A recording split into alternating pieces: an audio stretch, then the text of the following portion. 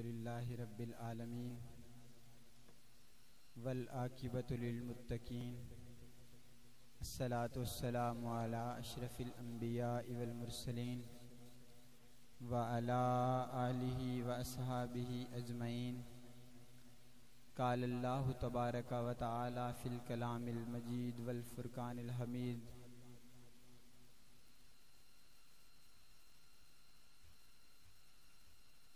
ما کان محمد ابا احد من رجالکم ولکن رسول اللہ وخاتم النبیین وکان اللہ بکل شیء علیما صدق اللہ العظیم وبلغنا رسولہ النبی الکریم ونحن علی ذلک لمن الشاہدین والشاکرین والحمد للہ رب العالمین قال اللہ تبارک و تعالی فی شان حبیبہ مخبرا و آمرا ان اللہ ملائکتہ یصلون علی النبی یا ایہا الذین آمنوا صلوا علیہ وسلموا تسلیما الصلاۃ والسلام علیک یا سیدی یا رسول اللہ وعلی آلک واصحابک یا سیدی یا حبیب اللہ مولاي صلی وسلم دائما ابدا علی حبیبک خیر الخلق کلہم یا رب بالمصطفیٰ بلغ مقاصدنا واغفر لنا ما مضى یا واسع الکرم بندہ پروردگارم امت احمد نبی دوست دارم چار یارم تابع اولاد علی مذہب حنفیہ دارم ملت حضرت خلیل خاک پائے غوث اعظم زیر سایہ ہر ولی نہایت ہی واجب الاحترام بزرگوں دوستو، اللہ رب العزت کا کروڑ مرتبہ شکر ہے جس مالک کائنات خالق کائنات نے اشرف المخلوقات بنا کر حضور نبی مکرم شفیع معظم سرور عالم صلی اللہ علیہ وآلہ وسلم کا امتی بنایا۔ اللہ رب العزت نے قرآن مجید میں ارشاد فرمایا ما کان محمد ابا احد من رجالکم ولکن رسول اللہ وخاتم النبیین، فرمایا کہ نہیں ہے محمد صلی اللہ علیہ وآلہ وسلم تم مردوں میں سے کسی کے باپ، بلکہ وہ اللہ کے رسول اور خاتم النبیین ہیں۔ یہ مسلمانوں کا ایک مسلمہ عقیدہ ہے کہ جس عقیدے کی بنیاد اتنی مضبوط ہے کہ جس کا انکار آج تک کسی نے نہیں کیا۔ عقیدہ ختم نبوت کہا جاتا ہے کہ رسول اکرم صلی اللہ علیہ وآلہ وسلم آپ کی ذات بابرکات کے بعد آج تک دنیا میں کوئی نبی پیدا نہیں ہوا، اور یہ یاد رکھیں کہ اس عقیدے کی بنیاد اللہ رب العزت نے بھی خود قائم فرمائی اور رسول اکرم صلی اللہ علیہ وآلہ وسلم نے بھی اس کو خود بیان فرمایا۔ اللہ رب العزت نے اس کی بنیاد کس طرح قائم فرمائی؟ یاد رکھیں کہ رسول اکرم صلی اللہ علیہ وآلہ وسلم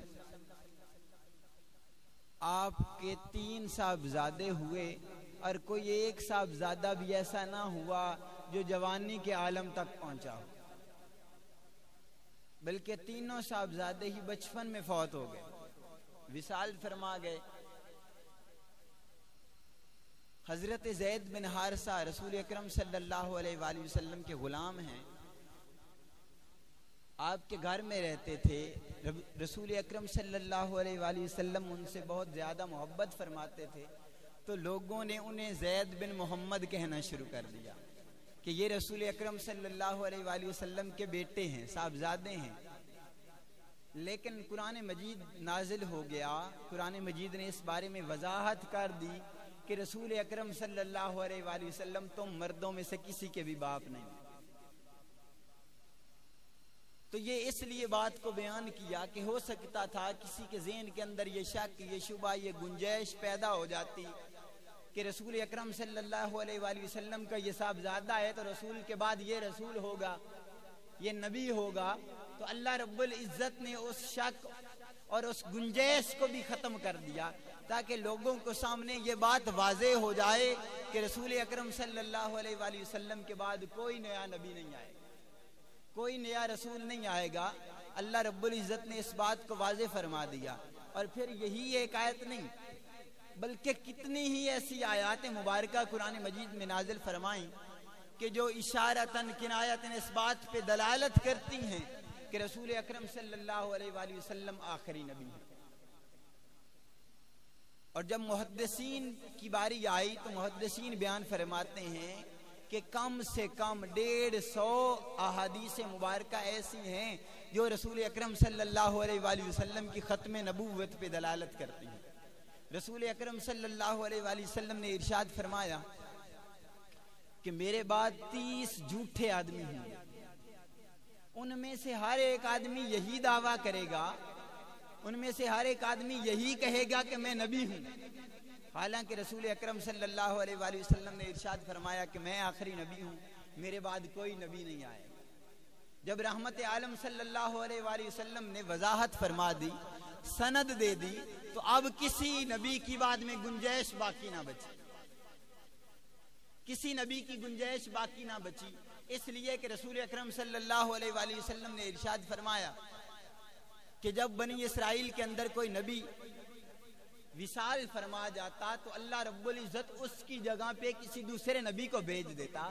تاکہ جا کے لوگوں کی اصلاح فرمائیں، لوگوں کی تربیت کریں، انہیں دین سکھائیں۔ لیکن رسول اکرم صلی اللہ علیہ وآلہ وسلم نے ارشاد فرمایا کہ میرے بعد کوئی نبی نہیں ہوگا، بلکہ فرمایا میرے بعد علماء ہوں گے جو لوگوں کی تربیت فرمائیں گے، میرے بعد میرے خلفاء ہوں گے جو لوگوں کی تربیت فرمائیں گے۔ سرکار دو عالم صلی اللہ علیہ وآلہ وسلم نے حضرت مولا مرتضیٰ کو فرمایا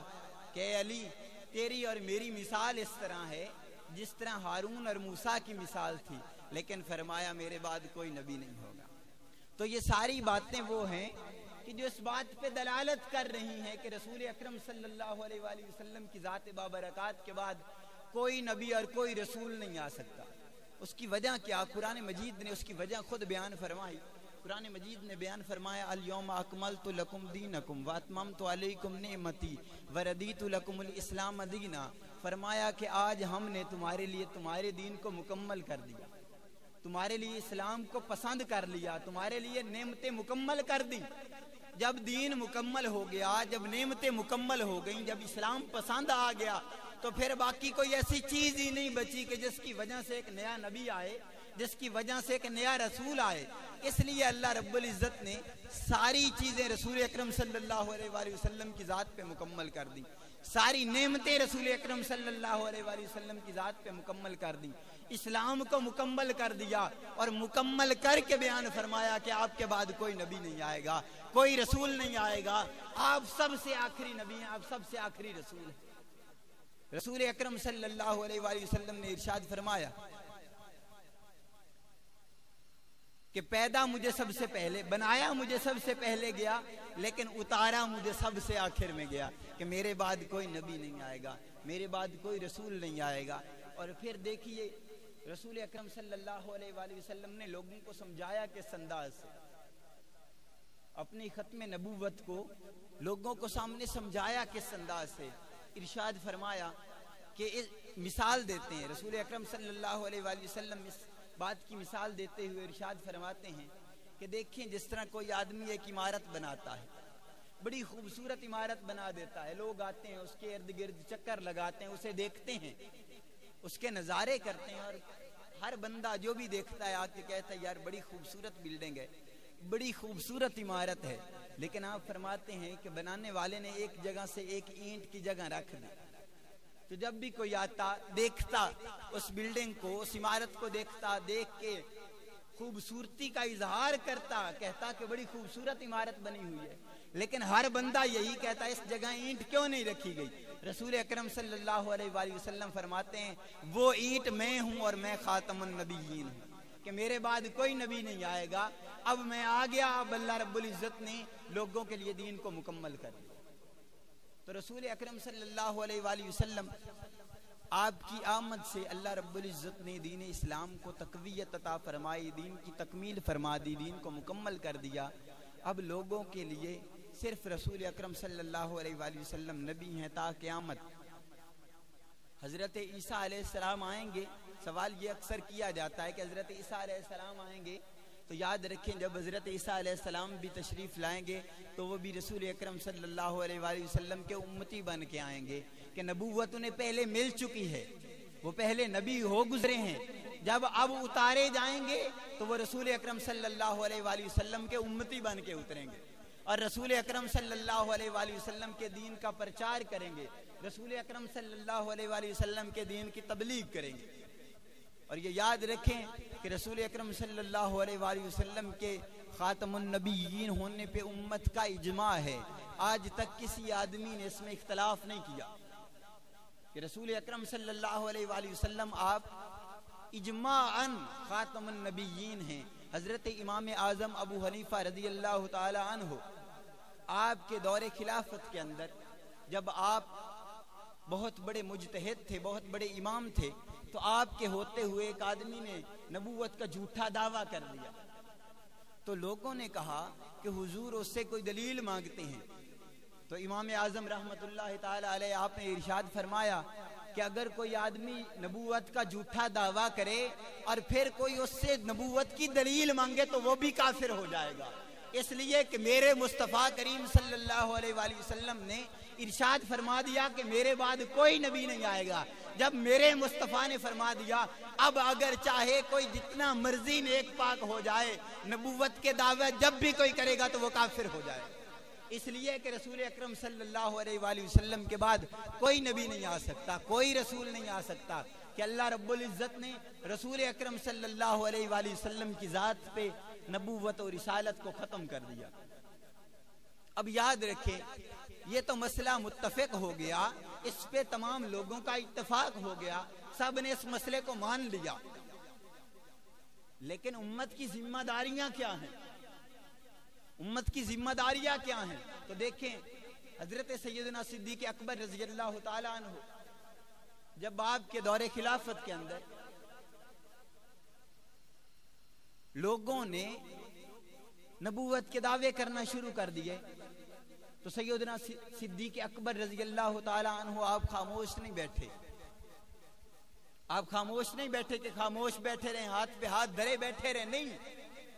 بلکہ سیدنا صدیق اکبر رضی اللہ تعالی عنہ نے مسیلمہ کذاب کے خلاف پورا ایک لشکر بھیجا اور مدینہ شریف کے اندر اعلان کروا دیا کہ کوئی مرد مدینے کے اندر نہ رہے، فرمایا کہ اگر مجھے آ کے درندے کھینچ کے لے جائیں تب بھی تم سارے کے سارے لوگ مسیلمہ کذاب کے خلاف نکلو اور جنگ لڑو۔ اور مسلمانوں کا جذبہ یہ تھا، مسلمانوں کی طاقت اور ہمت یہ تھی کہ ہر آدمی لڑنے کے لیے تیار تھا، ہر آدمی تیار تھا۔ حضرت مولا مرتضیٰ راوی بیان کرتے ہیں کہ حضرت مولا علی المرتضیٰ رضی اللہ تعالی عنہ آپ نے سیدنا صدیق اکبر کو مشورہ دیا تھا، ورنہ سیدنا صدیق اکبر خود تلوار لے کے نکل پڑے تھے، لیکن حضرت مولا مرتضیٰ نے مشورہ دیا کہ حضور آپ اس حکومت کے امیر ہیں، آپ خلیفۃ المسلمین ہیں، آپ حکومت کو سنبھالیے، آپ مدینہ منورہ کے اندر رہیے، ہم ہیں، ہم یہ ڈیوٹی سر انجام دیں گے۔ اور یہ وہ جنگ ہے جس کے اندر 1200 صحابہ شہید ہوئے، 1200 صحابہ شہید ہوئے۔ یاد رکھیں اس سے پہلے جتنی جنگیں ہوئی مسلمانوں کی صرف 265 کی تعداد میں صحابہ کرام شہید ہوئے تھے، لیکن جنگ یمامہ کے اندر 1200 صحابہ شہید ہوئے، اور اس کی وجہ یہ تھی کہ یہ صرف اور صرف ختم نبوت کے لیے جنگ لڑی گئی تھی۔ سیدنا صدیق اکبر رضی اللہ تعالیٰ عنہ نے جنگ صرف ختم نبوت کے لیے لڑی تھی، اور صحابہ کرام رضوان اللہ علیہ مجمعین کا یہ جوش تھا، یہ جذبہ تھا، یہ ولولہ تھا کہ صحابہ ہر وقت اپنے آپ کو تیار رکھتے تھے، صحابہ ہر وقت اپنے آپ کو تیار رکھتے ہیں۔ حضرت فاروق اعظم رضی اللہ تعالیٰ عنہ کے بھائی حضرت زید بن خطاب رضی اللہ تعالیٰ عنہ یہ سابقون الاولون میں سے ہیں، پہلے مسلمان ہونے والوں میں سے ہیں۔ جب جنگ یمامہ میں جاتے ہیں تو سارے لوگوں کو کہتے ہیں کہ مجھے جنگ کے اندر پھینک دیا جائے اور میں اس وقت تک لڑتا رہوں گا جب تک ان کافروں کو شکست نہ دے یا خود شہید نہ ہو جاؤں۔ ان کا یہ جذبہ تھا۔ ایک اور صحابی کے بارے میں آتا ہے کہ انہوں نے کہا کہ قلعہ کے اندر مجھے پھینک دو، قلعے کے دروازے بند ہیں. دیکھیں صحابہ کا جوش اور جذبہ کس طرح ہے. وہ صحابی کہتے ہیں کہ مجھے قلعے کے اندر پھینک دیا جائے اور میں خود جا کے اندر سے دروازہ کھولوں گا. اکیلا آدمی اندر 70,000 کا لشکر ہے. وہ صحابی اکیلے کہتے ہیں کہ مجھے لشکر کے اندر پھینک دیا جائے.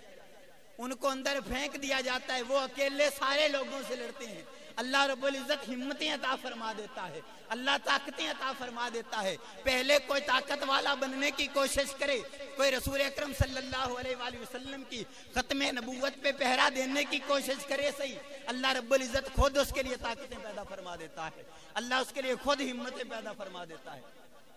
تو رسول اکرم صلی اللہ علیہ وآلہ وسلم کے اس صحابی نے اندر چھلانگ لگائی اور خود جا کے 70,000 کے لشکر سے لڑتا رہا اور لڑ لڑ کے اس نے دروازہ کھولا. اللہ رب العزت نے اسے اس قدر طاقت عطا فرمائی, اس قدر ہمت عطا فرمائی. پیر میر علی شاہ صاحب رحمت اللہ تعالی علیہ, آپ کے بارے میں آتا ہے کہ جب آپ نے مرزا قادیانی کے خلاف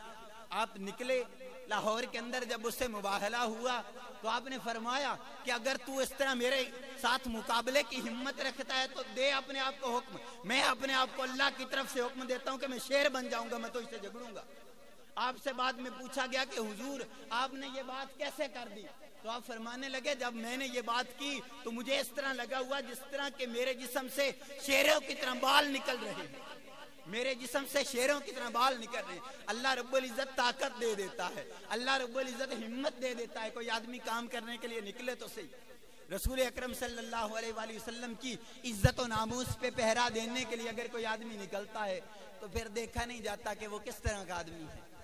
یہ نہیں دیکھا جاتا کہ وہ کس طرح کا آدمی ہے, بلکہ اس کی ہمت اور طاقت کو دیکھا نہیں جاتا, اس کے جذبے کو دیکھا جاتا ہے, اس کی محبت کو دیکھا جاتا ہے کہ وہ کس محبت کس جذبے کے ساتھ یہ کام کر رہا ہے. اور وہ محبت اور وہ جذبہ رسول اکرم صلی اللہ علیہ وآلہ وسلم کی ذات کے ساتھ محبت کرنے سے نصیب ہوتا ہے. جس قدر کوئی آدمی زیادہ رحمت عالم صلی اللہ علیہ وآلہ وسلم کی ذات سے محبت کرتا ہے, عقیدت کرتا ہے, تو اسی قدر اللہ رب العزت اسے زیادہ نوازتا ہے. 1400 سال گزر گئے صحابہ کرام سے لے کر آج تک, جب بھی کسی آدمی نے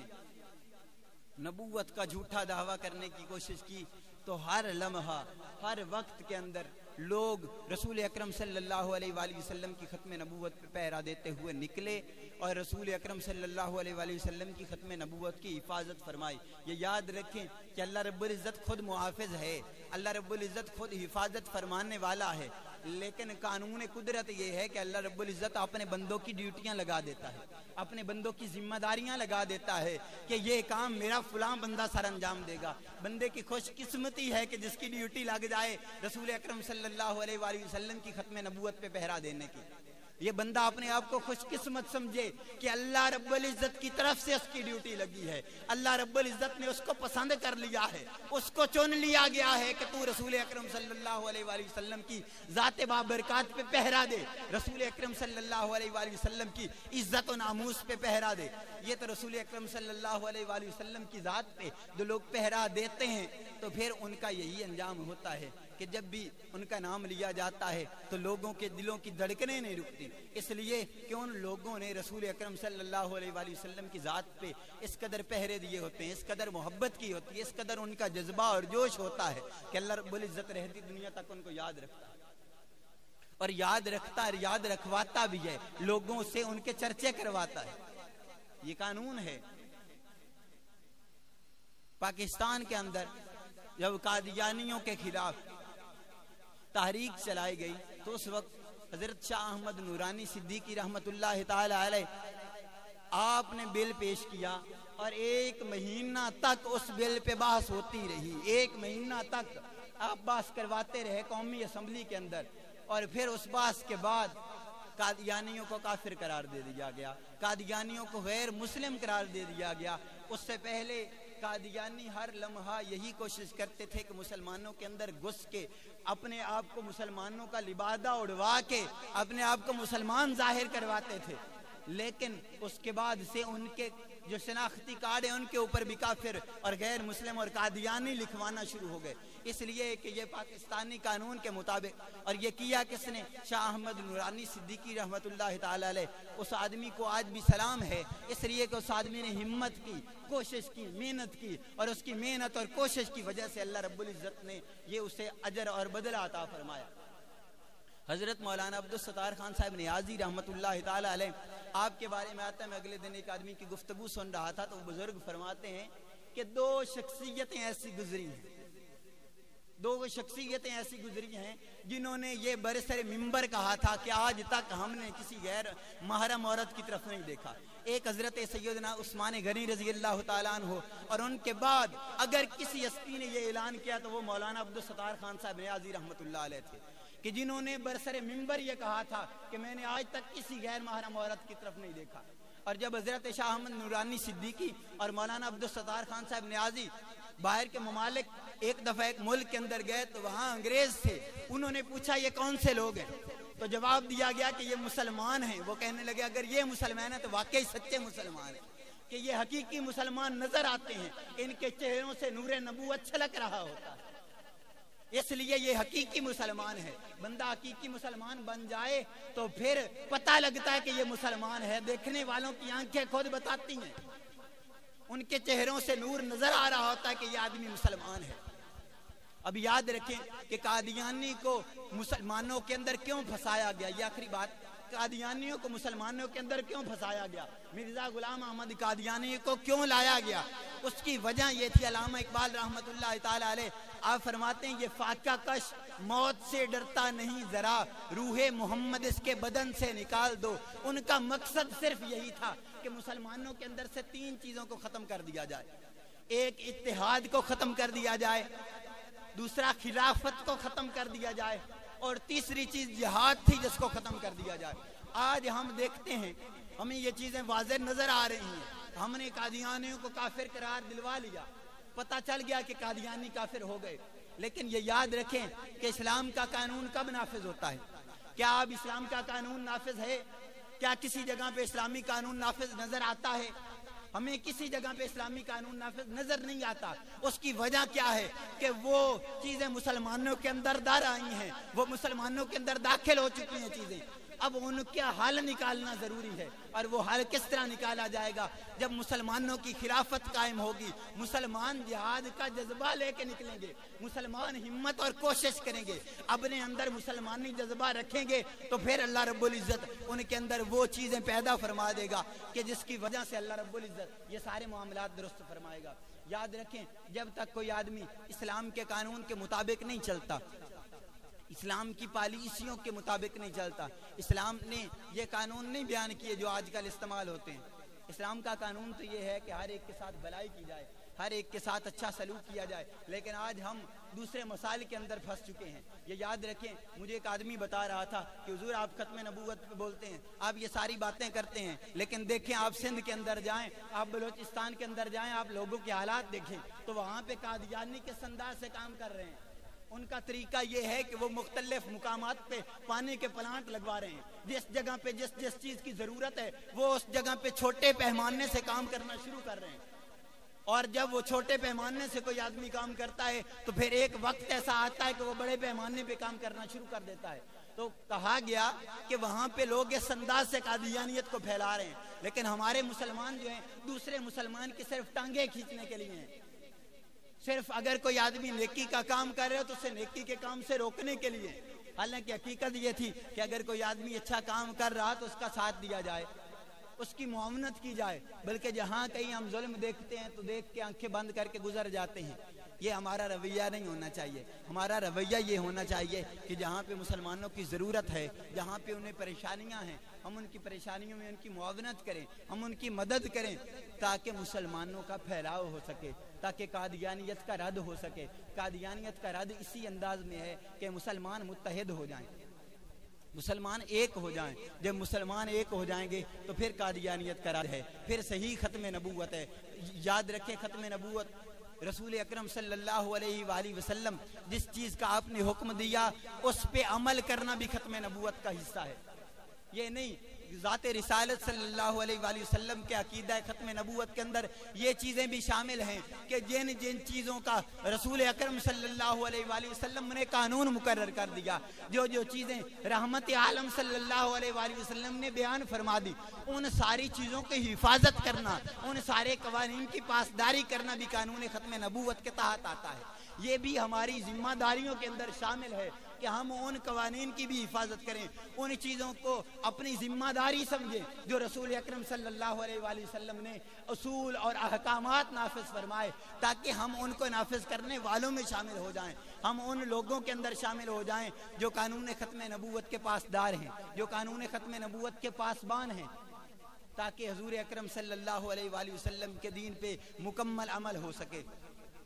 آج ہم ہر لمحہ درجہ بدرجہ پیچھے سے پیچھے چلے جا رہے ہیں، اور وہ لوگ انگریز جو ہیں وہ درجہ بدرجہ آگے بڑھتے جا رہے ہیں، غیر مسلم جو ہیں وہ درجہ بدرجہ آگے بڑھتے جا رہی ہے۔ غیر مسلموں کی پالیسیاں ہیں کہ مسلمانوں کے اندر داخل ہو کے غیر مسلموں کا ایک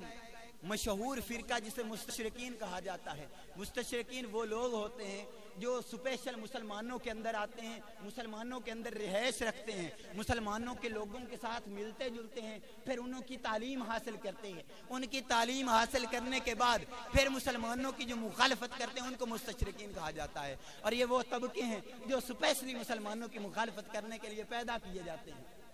تو ضرورت اس امر کی ہے کہ جس طرح ہم ختم نبوت کے محافظ ہیں، جس طرح ہم ان کی محافظت کرتے ہیں، تو اس طرح اس بات کی بھی ضرورت ہے کہ ہم ان اصولوں کی پاسداری کریں، ان احکامات کی پاسداری کریں جو رسول اکرم صلی اللہ علیہ وآلہ وسلم نے لوگوں کے لیے مقرر فرمائے، جو آپ نے منتخب فرما دیے۔ اور اس کا بہترین طریقہ یہ ہے کہ ہر جگہ پہ،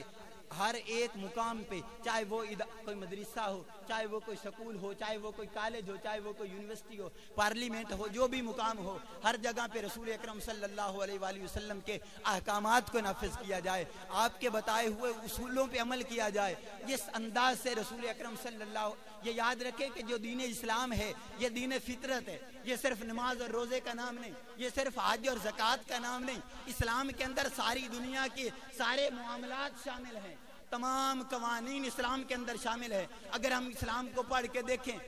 تو ہمیں پتہ چلے گا کہ اسلام نے ساری چیزوں کو بیان فرما دیا ہے۔ آپ خلفائے راشدین کے زمانے کو دیکھیں، آپ خلافت والے زمانوں کو دیکھیں، تو آپ کو پتہ چلے گا کہ اسلام کے کتنے خوبصورت اور سنہری اصول ہیں۔ اسلام نے ان ساری چیزوں کو بیان کیا۔ ہماری ذمہ داری یہ ہے کہ ہم ان سارے اصولوں کو لاگو کروائیں، ہم ان سارے اصولوں کو اپلائی کروائیں، امپلیمنٹ کروائیں، اور تاکہ لوگ اس پہ عمل کریں، لوگوں کے لیے آسانیاں ہو سکیں، حضور اکرم صلی اللہ علیہ وآلہ وسلم کے دین کا پھیلاؤ ہو سکے، حضور نبی رحمت صلی اللہ علیہ وآلہ وسلم کی ختم نبوت کی حفاظت ہو سکے۔ اللہ رب العزت کی بارگاہ میں دعا ہے کہ جس انداز سے پہلے لوگوں نے، صحابہ کرام نے، تابعین نے، تبع تابعین اور علماء امت نے رسول اکرم صلی اللہ علیہ وآلہ وسلم کے